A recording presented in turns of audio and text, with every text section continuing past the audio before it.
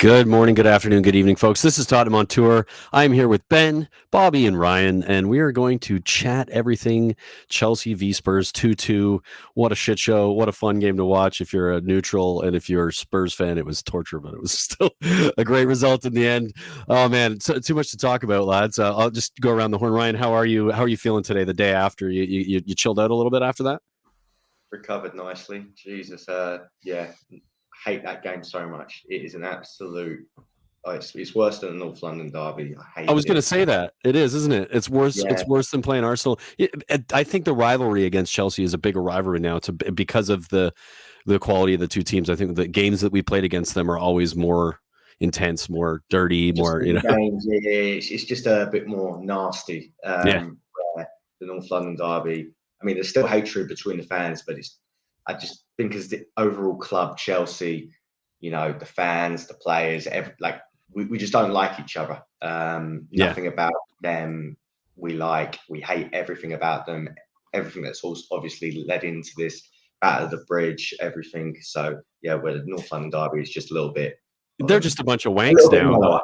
They're just a bunch of wanks, Arsenal. So it doesn't even matter. Chelsea are actually good. Bobby, good to see you, buddy. Good to see you, Thanks my for friend. hopping Good on to with see you us. all. Looking Pleasure. forward to the chat. How are you feeling the day after? Not too bad, buddy. I was a bit disappointed yesterday, only because I was so hyped up for this game, and I think a lot of us were, and we Yeah, had expectations that were higher than what the result was. And I'm more disappointed at the fact that I think that they were almost a wounded animal that we could have finished off, and instead of putting our foot down on their throat, we kind of nursed them back to health. And that was our bad reputation last year of being Dr. Tottenham. And I think the way we even started off the game so flat and everything like that, we just weren't up for it. I don't know if it was a mental thing with the players that they went in there and just know how terrible our history is there, and they themselves kind of had that defeatist attitude before they went in, even before the first kickoff. But it was just a poor display all around. There wasn't a single player that stood out that we could say had an amazing performance. I think the players. We'll get into this, but I think the players that came off the bench are the ones that made the difference and the reason why we ended up getting a result out of it. So at least the signings are doing their job. Ben, good to see you, brother. Thanks for joining today. And how's things with you? You recovered after yesterday? Yeah, it was a very stressful game yesterday. I've liked the overall fight and spirit of the team. Going on, Ryan says, I hate playing Chelsea. I hate being in the same room as Chelsea. I hate everything about Chelsea. There's nothing I respect about that football club, and it's been brewing that way. Tottenham versus Chelsea is always a bigger rivalry than Tottenham and Arsenal, because one thing we have with the rivalry with Arsenal, there is somewhat respect there, and there's that within history. Going back to World War II, when Arsenal moved their stadium because it was in a bad part of the world, so they moved into the Tottenham Stadium. There's a plaque. There is no respect between Tottenham and Chelsea. There will never be respect between Tottenham and Chelsea. The racist abuse that's happened, to me personally, from that particular set of that club is a hateful football club. And the fact we went there and we cheated against them and they're complaining about cheating, it shows how low they will stoop to be. Like, they are the most cheating football club in the last 30 years. They wouldn't be where they are without cheating. Essentially, that's they won. They're like, oh, we won more trophies. We've done this. All of it was cheating. You did none of it. None of it was legitimate. So shut the fuck up. Everything that's bad about football now is caused by them. Yep. So they cheat. Everyone needs to cheat against Chelsea. I don't care.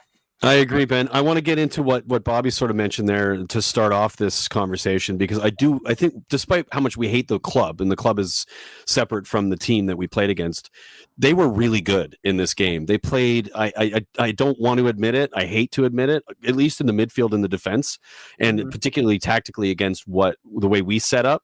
It was relatively obvious what to do, and Tuchel got it right, like bang on, especially that midfield in the right side of defense. Reece James playing in the right side of a 3, which switches to a 4, and then they just got our number, and their passing was way better, and they were on it, and they were first every ball, and we kept giving the ball away. We couldn't handle a press. It was just like what the fuck, man? I thought we were going to be past that going into this game. And maybe that's just me being deluded a little bit. I thought we would have enough not to go toe to toe at the same level. I recognize they are a level above us, at least in that part of it. But when it comes to like creating, we were just useless. And Bobby, you sort of talk about the quality that they had and we didn't show up, essentially. Like what do you think that was? Do you think it's the Spursy, and I hate fucking saying it, but is it Spursy? Is it, what is it? What There's no other word for it though, is there, Brian? That's really the only definitive word for it, because we hate using it. But in a nutshell, it kind of encompasses everything that we're talking about.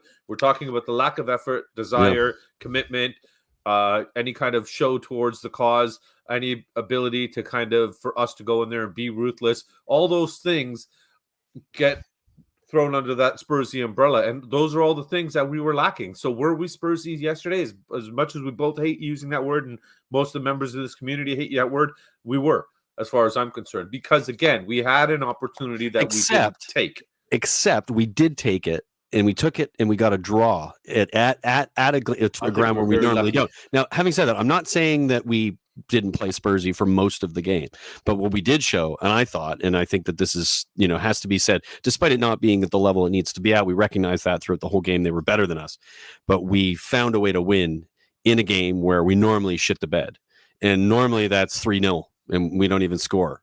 Yeah. And we found a way to win. That's Conte. That's the difference between, it's Spursy still, because you could tell we didn't quite have it in most of the game. But to come into that second half, change the game the way Conte did with the changes, which we'll get to. Ryan, what did you think of the performance overall from beginning to end? Like, it is Spursy to start a game that way, to play 60, 70 minutes like that. But do we get away from that title from normally going in there and losing the game, getting our asses handed to us, and somehow getting a draw, or did we just get lucky? Oh, we just got lucky. We did just get lucky. Let's be real. Yeah, probably. It was a really bad performance. When you want, your big guns, your Kulus, your Sons, your Kanes, to step up to the plate, grab the game, they didn't. And it's been known for the past few years, if you stop Kane and Son, Kulu the past 3 or 4 months, you nullify Tottenham, and that was the issue. And tactically, Thomas Tuchel got it spot on for Chelsea. Spot on. You knew it as soon as you saw it too, right? As soon as the game started, you're like, that's what they're doing. You saw it on the team sheet as well, because exactly. Twitter page Chelsea, it had Ruben Loftus-Cheek as right wing back, right centre back, and it just didn't add up. So you just knew that. I personally thought it was going to be a 4. It ended up being a 4 in possession, where Ruben Loftus-Cheek would tuck in and James would go out wide,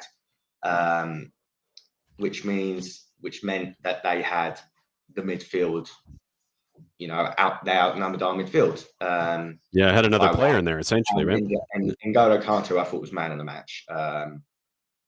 Him being back to his best, basically give him another extra man in midfield, because you know how far he can run for as long as he can. So they just dominated the midfield battle, and that's where these games are always won. You take control of the midfield, you press high against Tottenham, you control the midfield, you stop the balls getting through to Kane and Son, and you nullify them. And that's what Thomas Tuchel and Chelsea done extremely well yesterday for about 60 minutes. Yeah, the frustrating thing for me too was that we're the point of wingbacks in this scenario is to have that other outlet, and we just didn't use them. Like it was sort of a, hey, here's this like system that should work really well, but we came up against a Chelsea team who used essentially the same system, but tweaked it slightly, just enough to make even that out ball to the wingbacks not even doable. Like it was just, there was no out ball, so it was either go long or lose the ball in the midfield with a shitty pass, which we did a lot of. Ben, your thoughts on that situation with Chelsea being a good team and us not really showing up in the first 60, 70 minutes? I've been saying it a lot on a lot of streams I've been in the chat with. Chelsea could field 11 bin men or 11 grocery school kids. They will the grocery school kids. That makes no sense. They could name 11 homeless people, and they would still turn up against Tottenham. And we know this every time, and we still don't go and get our. This is a big game for those Chelsea players. Yeah. And we need to start treating it as such. When we had a big game against Arsenal, we turned up. So we It's need true. to start looking at it as a big game. When it comes to Thomas Tuchel, he got Ryan said it all. They got it spot on, and we played 2 men in midfield against basically 5. They had Ruben Loftus-Cheek going into centre midfield, N'Golo Conte. They had Havertz dropping in. They had half their team was condensed in that midfield area. Very tight, weren't they? Yeah. Just to stop us getting the ball to Son, Kane, Decky, which was a real problem. The entire first half, we played with basically 10 men because Højbjerg was so awful. And people don't want to call out Højbjerg, but I will call him out because I feel like he's played really well for us in decent games. He was totally useless in that first He's half. hiding. He does look a bit hiding, Ryan, doesn't he? I agree, Ben. It's a tough watch in that scenario with him. I think he comes up with a goal and he gets the crowd going and all those things, and those are great things to happen, but it's not enough when you're playing a Chelsea team with Conte in the midfield, who for me just bossed it by himself. Even with all those other players around him, he was his best, the best I had seen him in probably a season and a half. Unbelievable to play against, and we need a player who's going to do that. Well, we have one arguably that eventually came on, and I'd like to see him play next week. But sorry, Ben, I didn't mean to interrupt, but just to add to your point. No, but it's just like he's a fake hard man, and I don't like that because he's all talk. But when it comes from push to shove, when the chips are on the table, he was nowhere to be seen. Yeah. It was so bad that my dad actually counted how many times I said the 3 words, "Where is Højbjerg?" And it was about 150 times. That he was absolutely, it was nowhere. He wasn't contesting the ball. He wasn't making blocks. It was Bentancur every time he received the ball to try and get some foothold in the game was surrounded by 4 players. There was no outball for him. Nothing from Emerson Royale. Nothing from Sessegnon. There was no outlet for him. So there's nowhere to go but over the top, right? That was kind of what we saw. Every time he tried to progress the ball, the 3 players that are there specifically to progress the ball into the attacking third were hiding. So whether that's poor tactics from the manager, probably is poor tactics because we probably should have played a 3-5-2 again and tried to overload that midfield because we probably saw that going to happen. So maybe the manager got it nowhere near right. But I think in a game like that too, it seems to me, I agree with that 100% on that 3-5-2. I mean, we saw it against Liverpool last season. Worked a treat. I think we played maybe one other game again. I think it was Wolves last year where we played that 5 in the midfield. You're coming up against the Chelsea side, even if they don't overload the midfield, already have a midfield that's far better than ours. So if you add that extra player in there, and then you give that outlet two up top, if they're playing a 1-1, you still have. You have more steel. You have more ability to move the ball around, play in triangles. I felt like they were like sideways. They were almost always beside each other rather than forward and backward, where you could see an outlet pass and maybe create some give and goes. But it was a lot of like try to find a lane that isn't there, give the ball away. I saw that a lot. It was really frustrating to watch. Ryan, do you think Basuma will play next week against Wolves because of this? And who do you think drops out? I think he does, and I think Højbjerg will be dropped out of this just because Basuma will just give us the legs in midfield. A bit like N'Golo Kante, he's an engine. So playing, you can sort of get away with 2 in midfield if you're up against 3 when you've got someone like Basuma, because he just has that energy. He can last 90 minutes. It's like giving you an extra player. So yeah, Basuma I think will come in. Our wing backs were nullified, as Ben said. They were non-existent, but I think that's mainly down to Chelsea, which is, I think, why almost all of us, even though Royale was half decent against Southampton, we were all calling for Doherty to start and it was also very disappointing to see Spurs not. I mean, we were on the front foot for about the first 5-7 minutes of the game, but we didn't started well, but it didn't last. We started quite well, but the wing backs, I wanted them to be pushed much higher up the pitch because I thought, if you get them at least up the pitch high, it would cause Chelsea a lot more problems. We'd have the overload on the wings because the wing backs were tucking in, and it would push their wing backs back. It was a wing back and wing back battle, and starting Royale versus Cucurella and Sessegnon versus Reece James, it was always going to be very, very challenging. Yeah, for sure. Bobby, do you think we see some big changes? Some of those players, Perisic, I think, Basuma start. Richarlison, maybe not, probably not, because of the front three that we have, and despite not playing so great against Chelsea, Why I still not think though? against Wolves. Why Wolves will not have enough. Well, I Richarlison mean, starting?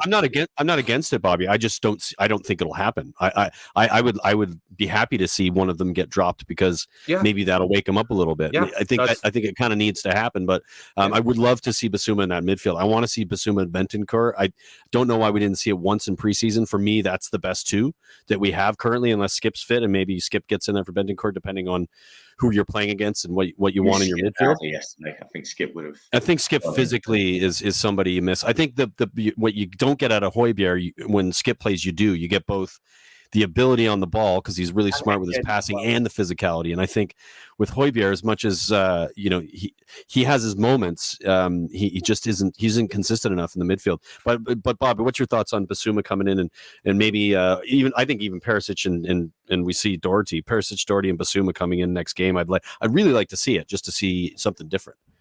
I'd like to see Perisic, Basuma, and Richie come in. To be honest with you, I think Richarlison, I'd see that. I think Sonny should be dropped. He had 2 terrible games, but this game for him was absolutely atrocious.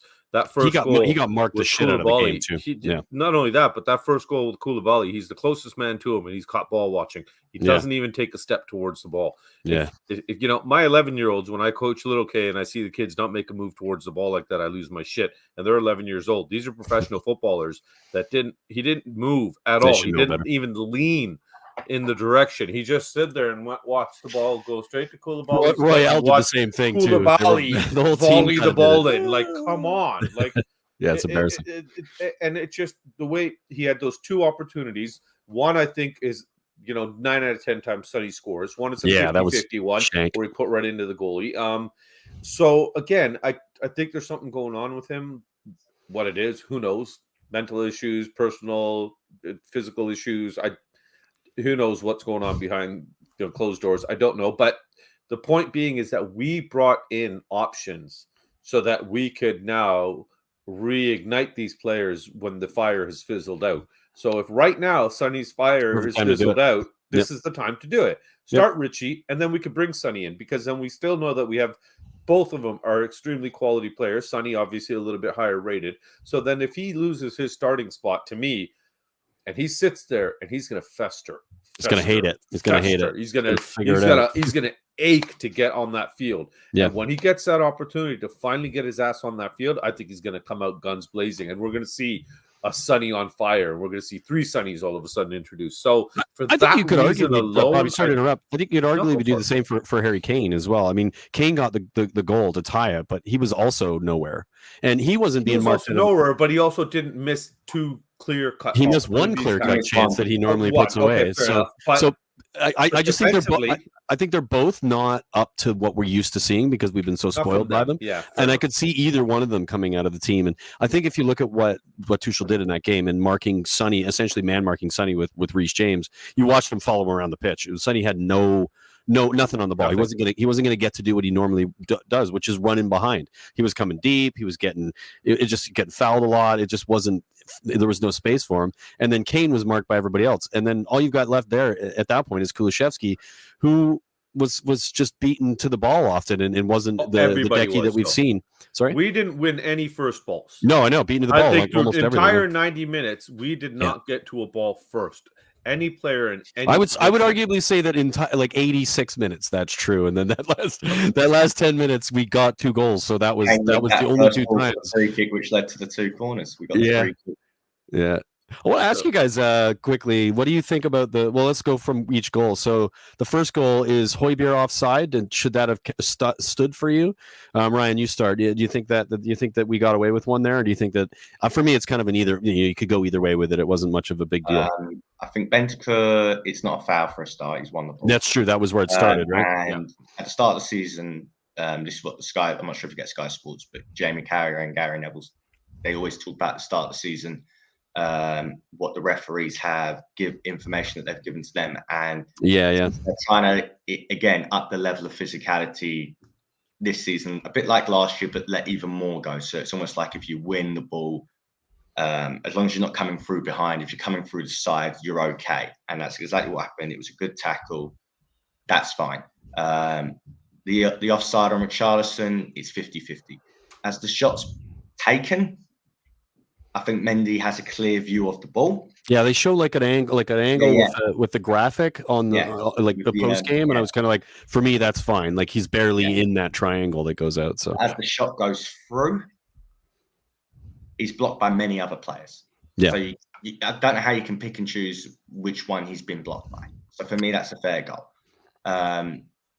Second goal, do you want me to, or do you want to pass it? Yeah. Well, yeah. Let's go through both goals because I think that you do second, and then I'll go through check it with Bobby and Ben as well. The second goal, there's nothing wrong with the goal, obviously. The build-up prior to it, in my opinion, it's a foul and a yellow card, but obviously VAR can't award a free kick. If the goal had gone, Mendy tips it over the bar, the Davis header or Dyer header. If that had gone in, then VAR would have overruled. Then they get to look at it and decide, right? But not otherwise, no. For a foul by Romero on Cucurella.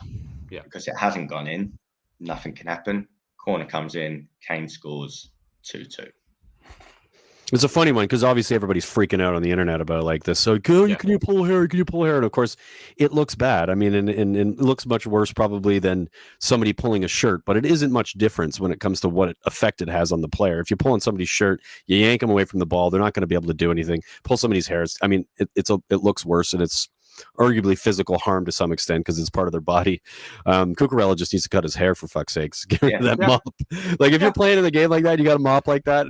And to be fair to Romero, he had stomped on Romero earlier in the game. He'd been all over him, got away with that stomp. I mean, for me, it's hard to determine whether that was an intentional stomp or not, but it still was pretty ugly. No foul called. And then Cucurella is under his chest, holding onto his under armpit and pulling on him when Romero does that, right? Because he's like, fuck off, like get off of me.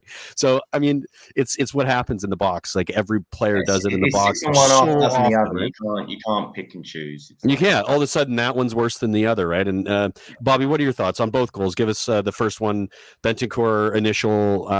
Does he get the ball? I think it's pretty obvious when you look. No, what Ryan said, the rules have been changed and everything, and the way that the referee read that, it was clear he was in the area and everything. He didn't give the foul, play carried on, and that's the way it is. And like you said, from the graphic, it's showing that Richie is nowhere near being in the impact area where it would constitute calling it an offside. So, okay, that's the problem solved on that one. With the Cucurella, the foul on that one, you know what? You said it kind of already, Brian. Cut your fucking hair.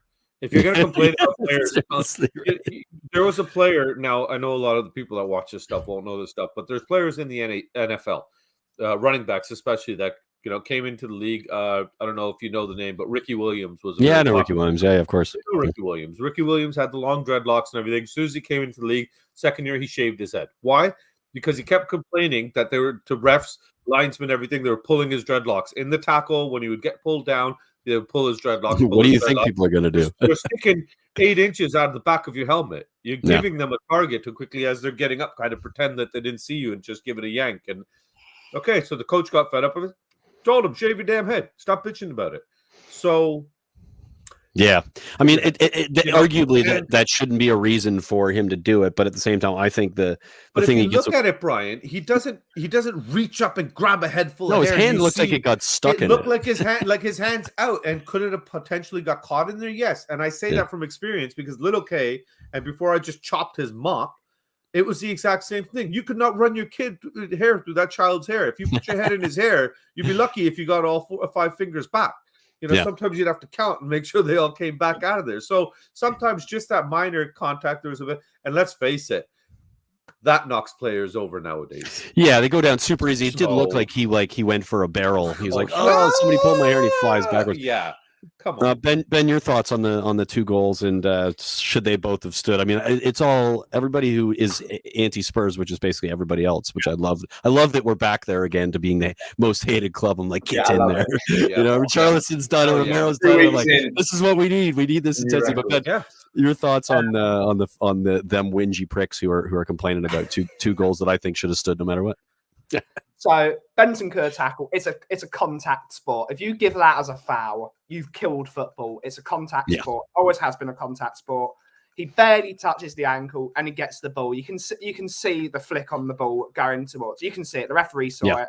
Game on.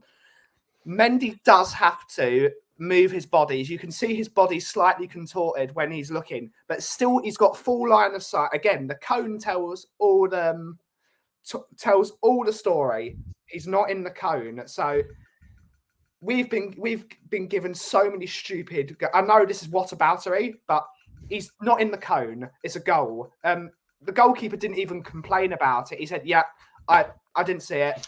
Fault. It just looked like he was mad at himself, right? Like that he fucked up. He's like, he knew he fucked up. Essentially, it's from miles out. It's from what is it? 30 yards out, possibly 28, 30 yards out. He's about 20-22. I think he's just north of the 18-yard box. He's not 18. Don't know distance apparently, but he should be able to see that. He can see the ball and he doesn't dive for it. It takes about 10 years to dive for it. So it's totally the goalkeeper's fault. He didn't complain. None of the Chelsea players complained. The only people that complained are the bloody media because they like to make stuff over it.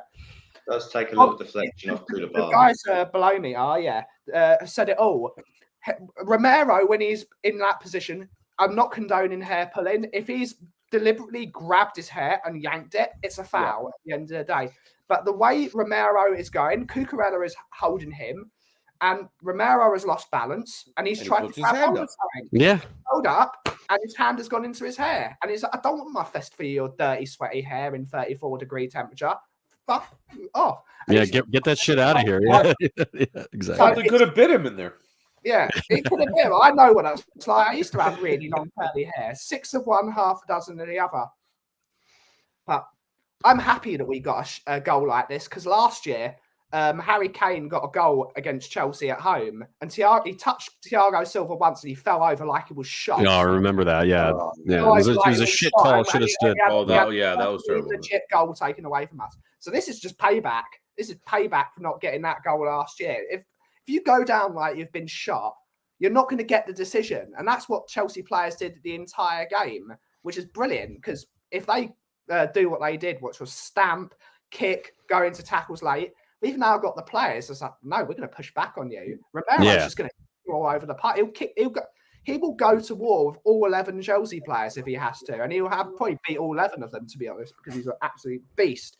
But you can't hold a if that's looked at as a foul. Surely you've got to look at Romero because he's got a fistful of his shirt. Surely that's a penalty then because you've got a reward. He's in the box at the point, right? Yeah, it's in the box. You've got to award the decision to the attacking team because this is football. It's a game about goals. If we start giving the defensive team the benefit of the doubt all the time, which is why football was so awful with VAR the last couple of years, you're going to see no goals. You're going to be chalking goals off instead of putting goals on, and that's not the way I want to see football. I want to see as many goals as physically possible in a football match. And that is what they do. They dive all the time. Every little thing they can get Chelsea, they will do it. And we need to do the same thing because that's what big teams do. And it's the game. It's the game. It's the game now, right? Like that's how it's played. That's how the winning teams win. You know, like it's just if we want to be involved in that, you have to. The shithousery is necessary. You know, Richarlison coming on and just getting at everybody, Romero in everybody's face. When Kane scored, Romero's yelling at everybody. Like I want to see that. That for me makes me, and this is all coming from Conte. And of course, this is what I want to get to. This I'm saving it obviously for the end because it happened at the end of the game, happened during the game. But the Conte Tuchel back and forth going on. Wonderful stuff from Conte. I absolutely loved it. If you guys watched Straight Outta Conte that I did earlier today, but have a watch if you haven't. Go over to the channel, check it out. Just analyzing what Conte said in the post game and the interview, and then of course what happened. Bobby, your thoughts on Conte's sort of response to what happened here, and Tuchel, who's at fault? Like, who do you think sort of triggered this? Is it just a circumstantial scenario, and this is what happens in football?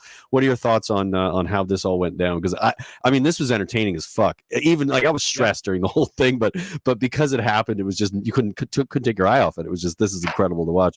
What were your thoughts on Tuchel and Conte and their clash throughout this game and sort of how it ended? Well, we're at the 30-minute mark, so I know I can safely say this. Fuck off, Tuchel.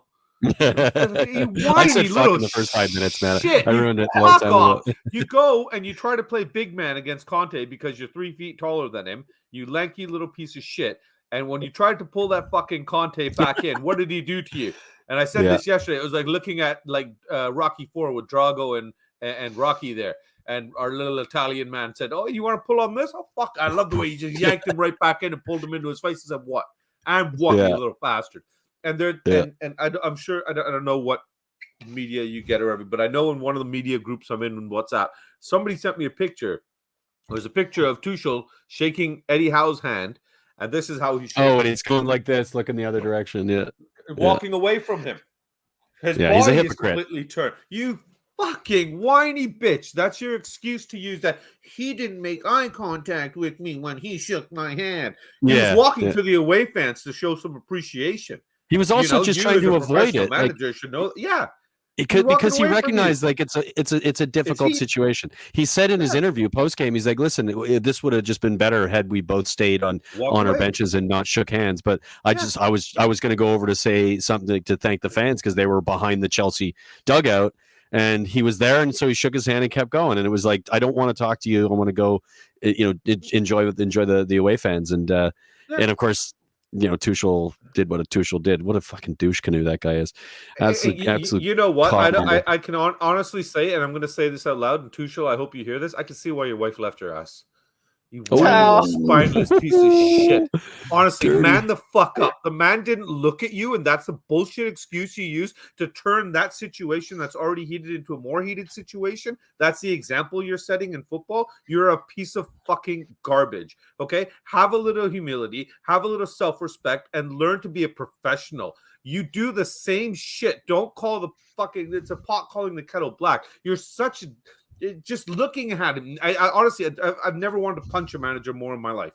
This guy deserves a good fucking slap right across the side of the head to say, "Look, it would have been nice to see Conte what does he want next time?" So who's Chelsea playing next? Does anybody know?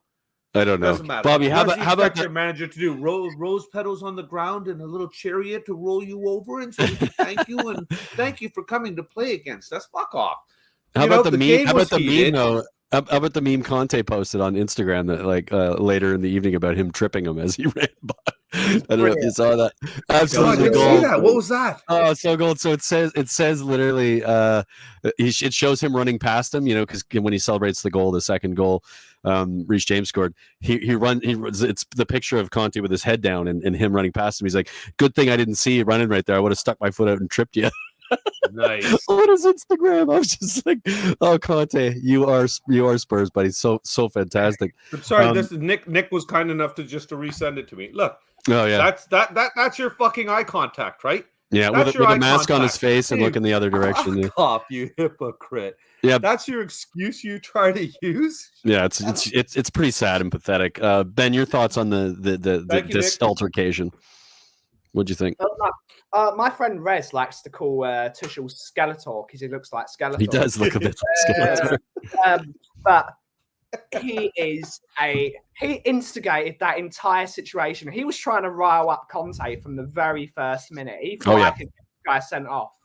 He tried, but failed.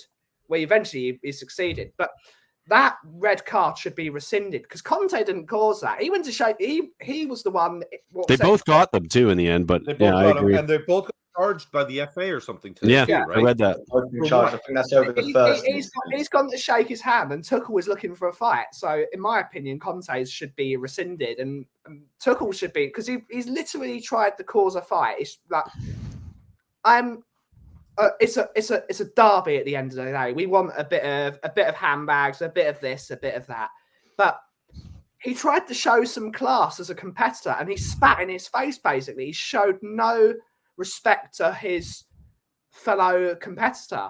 He's just showing he's total disrespect. He did that running in front of him, and he should have been sent off before that. He should have been sent off for the run because he was already on a yellow, and you make that run. That's a yellow card offense. Why is he not getting that card and being sent off in that moment? Like, I don't get that.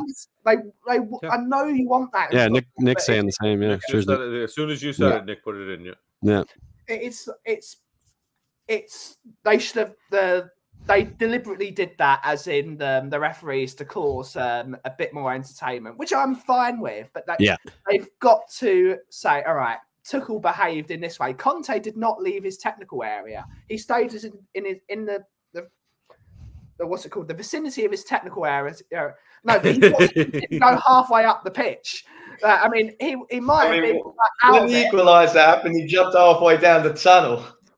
Yeah. I'm not sure if you've seen the video where Conte literally jumps down the tunnel when Kane heads it in. Well, yeah, I did see that. It was ended fantastic. up in the stands as well, so that was great. Richie was in the third row, wasn't he? Area of the dugout. He didn't run halfway. He didn't run across the other opponent's technical area. Tuchel showed no respect towards it. I don't want them to show respect because I have no respect for them. So why should they show us any respect? But for him to be like that, it's a lack of respect for football, for the people watching, for role models at home. Well, I like a bit of nastiness against Chelsea. I like a bit of nasty, but it went too far. He was desperately trying to wind up Conte and cause a fight, and he would have got one. You don't want to fight with a team with both Richarlison and Romero in the team. It backfired, right? Like it backfired on him. We ended up getting the 2 goals in that period of time when all of this stuff started going down. And I think the response from the team was to see how upset Conte was that went through the players on the pitch, and we finally saw them like show up a little bit for 10 minutes and got us the goals. And really, really great to see. Ryan, your thoughts on Conte here and his? I think he was class during this whole situation, despite getting in Tuchel's face. I mean, I love to see the intensity there, but what were your thoughts, Ryan? Revenge is a dish best served cold. This one yes. On about.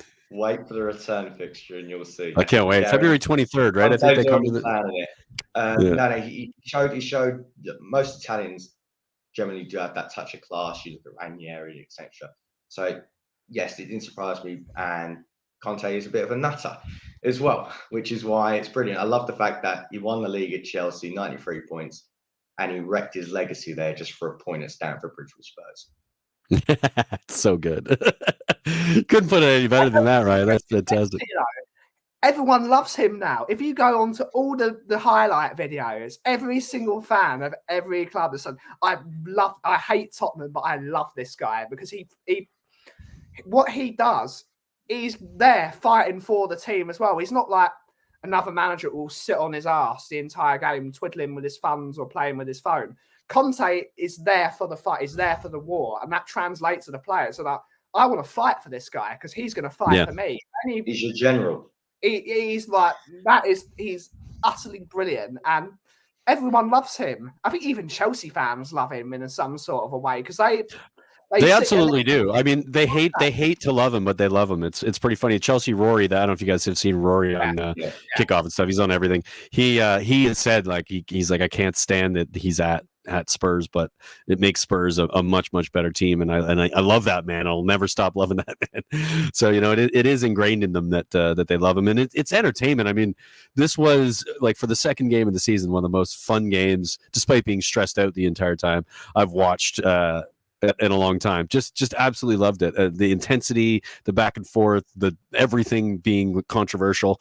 Like that's what you want in a football match, right? Like if it's not controversial, it's not insane and intense like that, you're all going, "Oh, it was a shit game. Let's move on to the next one and see what happens." It was tons of entertainment. Loved it.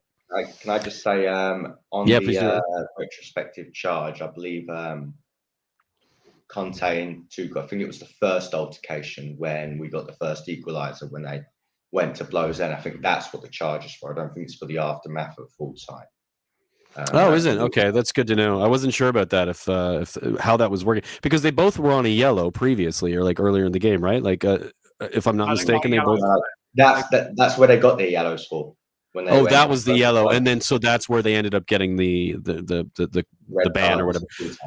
So what does this mean for us next week? We don't have Conte. Like, is he just in the stands? I wasn't sure if it was a match ban or if it was ban. It's going to be a touchline ban. Apparently, touchline ban. Mason's in charge. Stellini will be in charge, not Mason. Stellini will be in charge, the assistant. Yeah, well, I thought they said Mason, and I thought I saw Mason in a tweet. On a tweet, and then someone put underneath it, "Great, Harry Winks is going to start."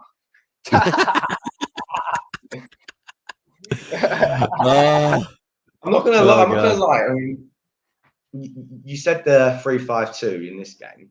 If we could have played it, I mean, I know Winks is totally at the back of my mind, and we all want him gone. But a Winks in his pump 6 years ago, something like that, whenever it was. Yeah, he had a pump. It was like 3 games or something like that. He had a pump. No, he was better than that. When he first broke through, this would have been the type of game before his injury. Before his injury. Yeah, before the injury. Yeah. I mean, you saw it against Liverpool last year, where when you wanted the players to almost, instead of being side by side, one pops up, one pops down.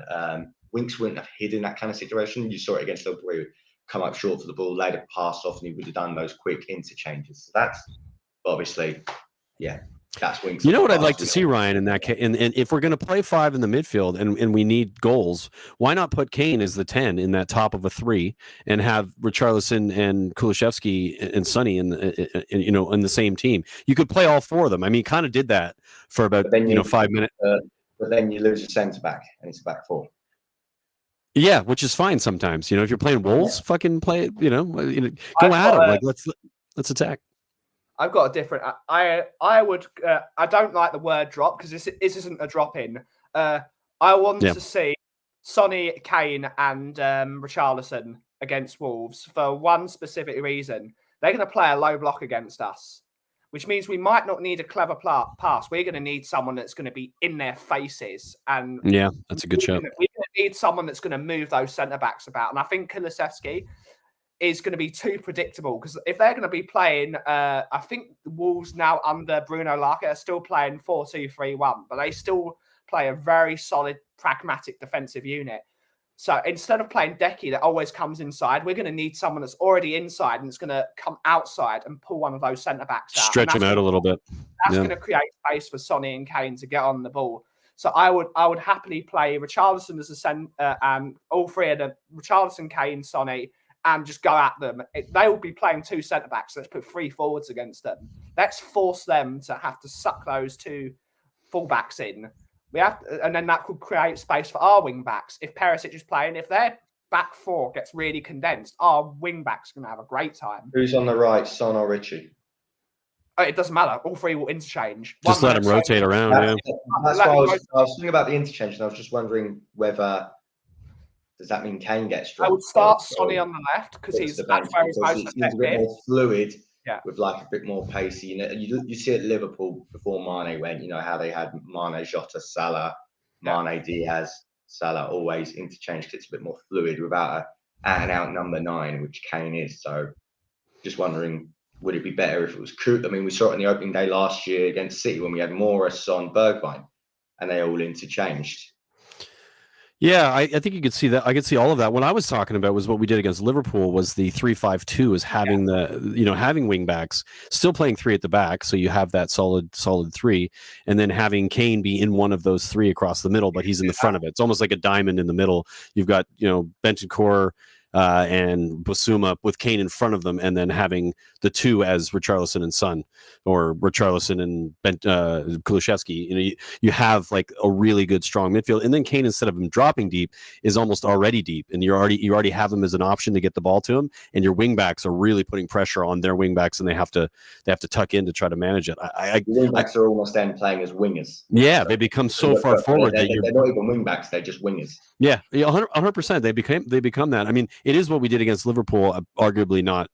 It's a different game against Wolves, but I would like to see more of that. I did think the 4-2-4 is what we ended up sort of playing against against them, Chelsea, and it worked for the period of time, but it exposed the shit out of our defense.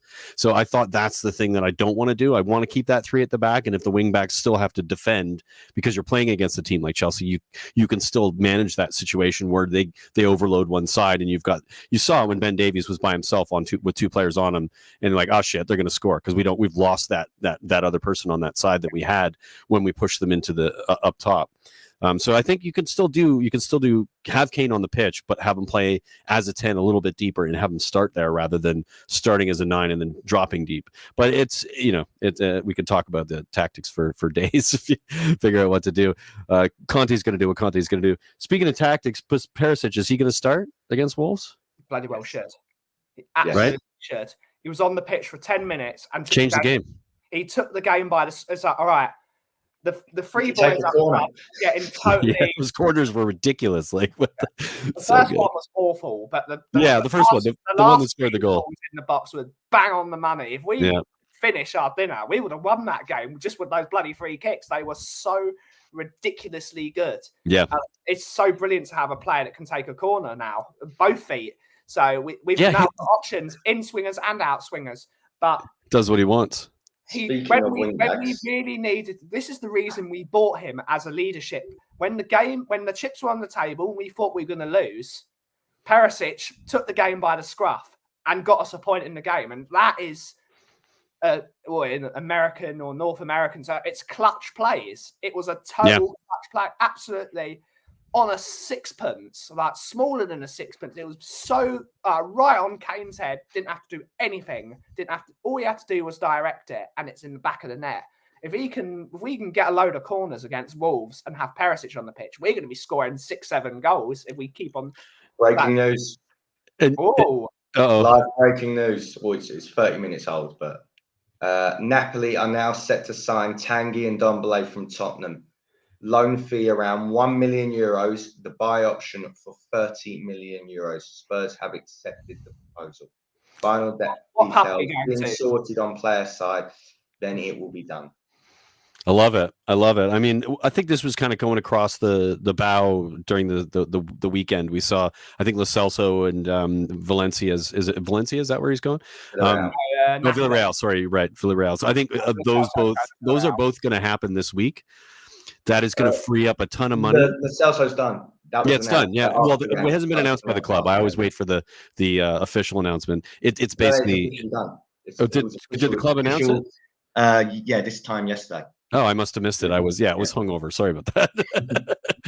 Birthday weekends, you miss certain things. So both of those players. The point being, both of those players being gone frees up our wage bill massively, and should. I recognize that people are worried about when other players coming in. I do think that creative player and that other defender. I think we'd be silly not to think about that.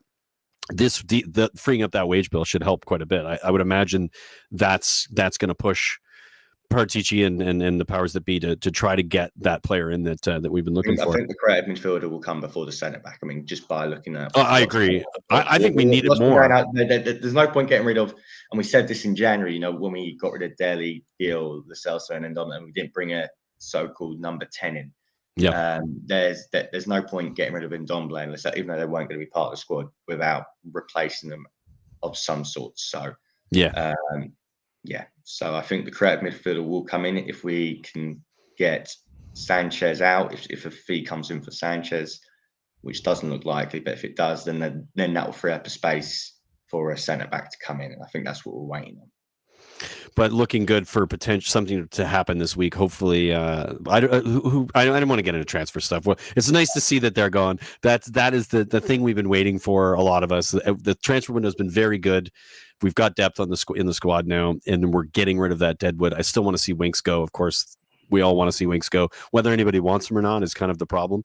Of course, there's still value in Lo Celso and Tanguy for certain type of teams that certain types of leagues they can play in. I don't know where Winks goes. Unfortunately for him, I actually did hear a rumor across the weekend that Manchester United are interested in Harry Winks. That suits them actually. Suits them. They're going to finish mid-table this season the way they're playing. They're getting relegated. Not I could. they get relegated. They are terrible. We will get into that. That's another story, but a funny one nonetheless. All right, so Wolves at the weekend. Brian's not here, but he came up with this thing that we did last week, so we're going to do it again this week. I think it's called 1 for 1. So essentially, the 1 in 1 out. Thank you, Ben. Ben remembers that 1 in 1 out. I was going to look it up, and I'm like somebody will get it. 1 in 1 out. So one player from the starting 11 from the game against Chelsea, you replace them with one player with the game against Wolves. Pick the player, the position. Ryan, you go first. Oh, put me on the spot. 1 in 1 out. If somebody else knows already what they want to do, then you go first. But if Ryan's got it, then I'm just going to go quick, and I'm going to go with Sessegnon out, Perisic in. Ben, Sessegnon out, Perisic in. Bobby, are you muted, Bobby, or? Not muted, but I can't hear you. All good. I'll go next. Unchanged. Yeah, unchanged. Just gonna keep it the way it is. I'm gonna go with Basuma out. Højbjerg out. Basuma in. I really want to see him play. I think the wingbacks against the Wolves team, you can kind of get away with any of them. It's not Chelsea. I would have seen. What about last year? Yeah. Well. Yeah. Fair enough. But I think we have enough against the Wolves side to play. Well, maybe not. I just want to see the midfield. I want to see a different midfield than Højbjerg and Bentancur. Yeah. I think Basuma is going to give us something more than we haven't had. And I'm not going to say he's replacing Dembele, but a similar sort of thing that we're going to be able to do. Transition game that we've kind of lost from with the ball at the feet. We've kind of lost since we lost Dembele. We haven't had that player that's able to win the ball back, win it back, and then keep it, and then drive with the ball at his feet. And we need that. And I think that's going to open the team up creatively as well. We could have used that at Chelsea. I think earlier on. I think I would have liked to have seen Basuma come on at like the 60th and try to see if he could do that. What do you guys think of Basuma doing that against Wolves? Is that your best midfield, Basuma and Bentancur, or do you see something else?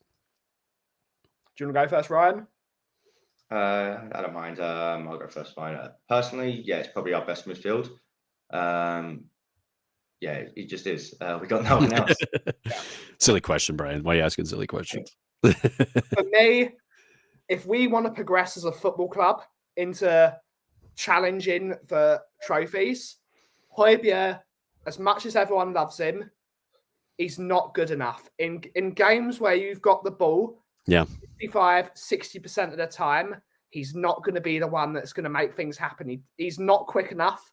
When all hands to the pump is there, Højbjerg is pretty decent because he throws himself under the ball. He is a warrior.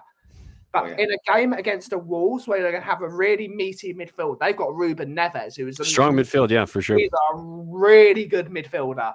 We know playing at a top club, in my opinion, not at Wolves, as much as I do respect Wolves.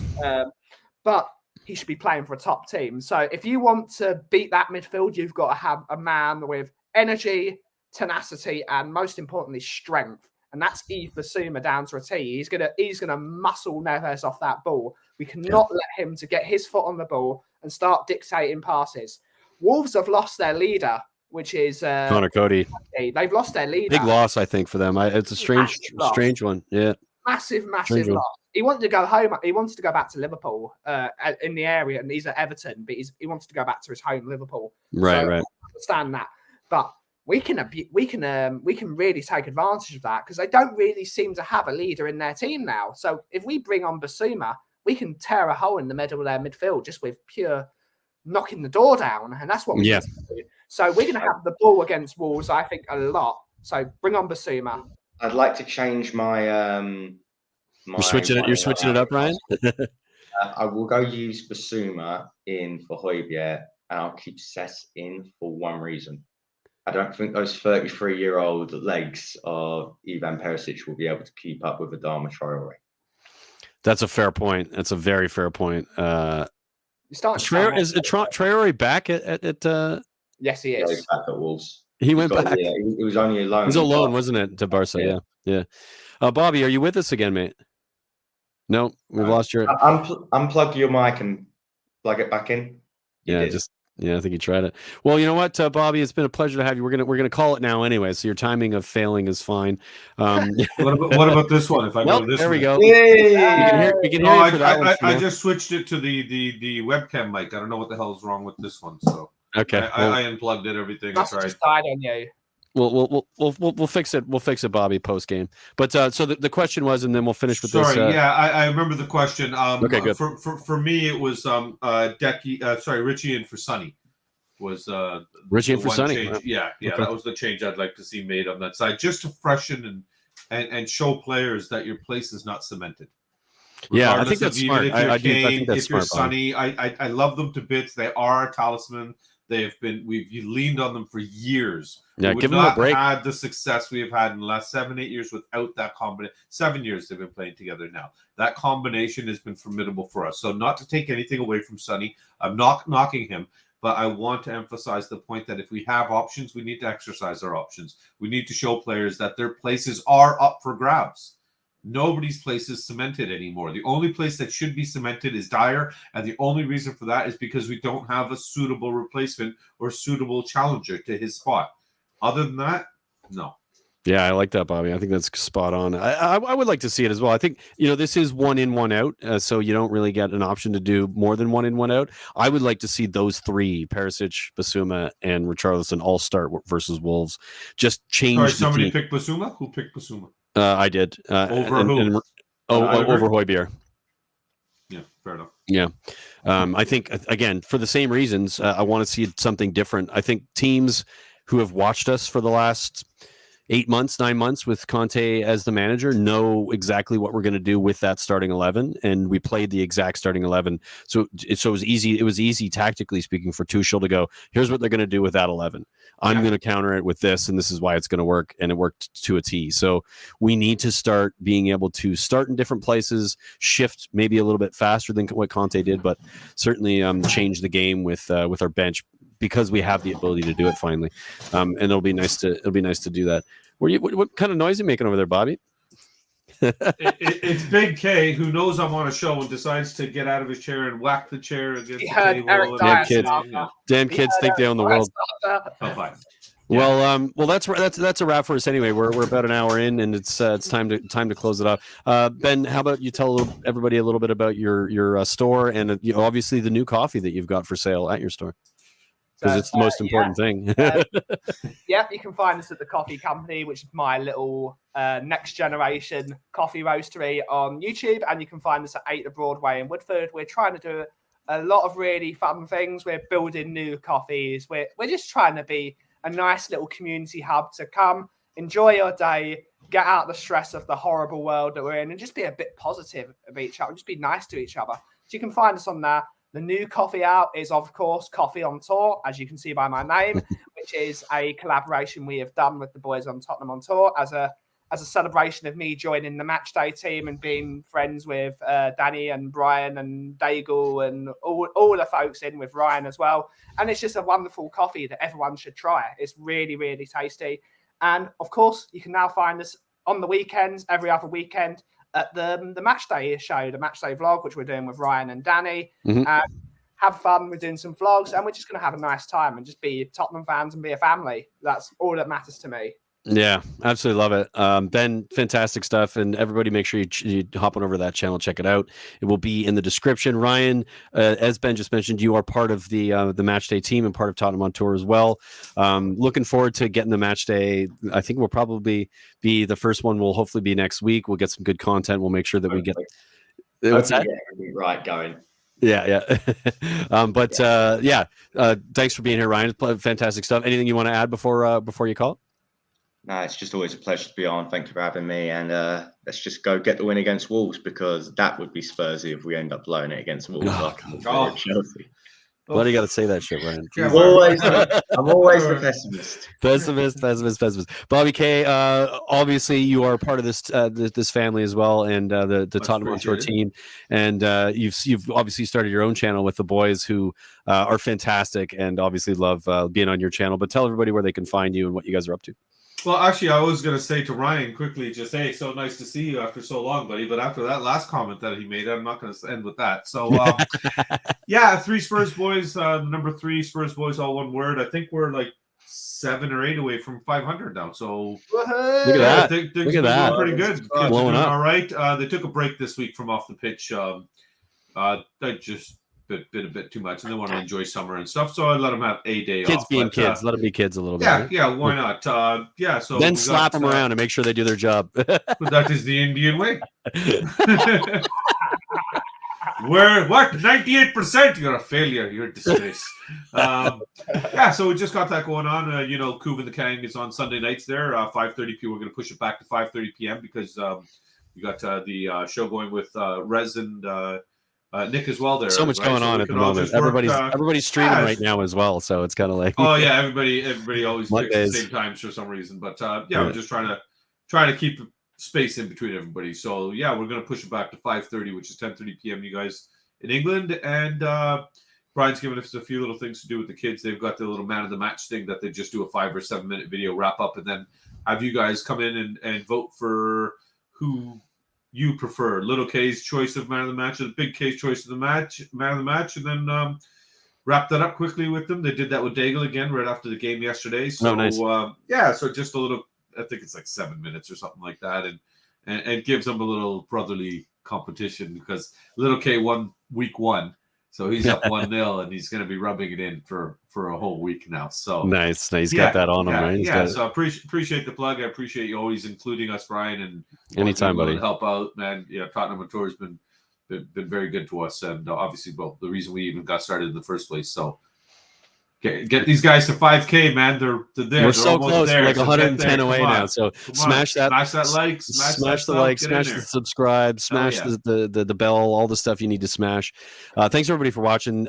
We understand that it's Monday night, and hopefully you've gotten to the end of this video. Monday nights are a difficult one to stream on.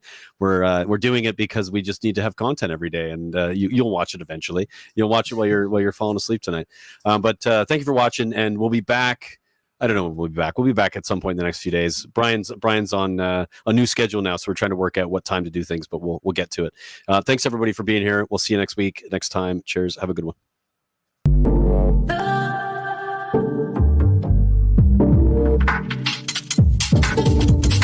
Tottenham on tour.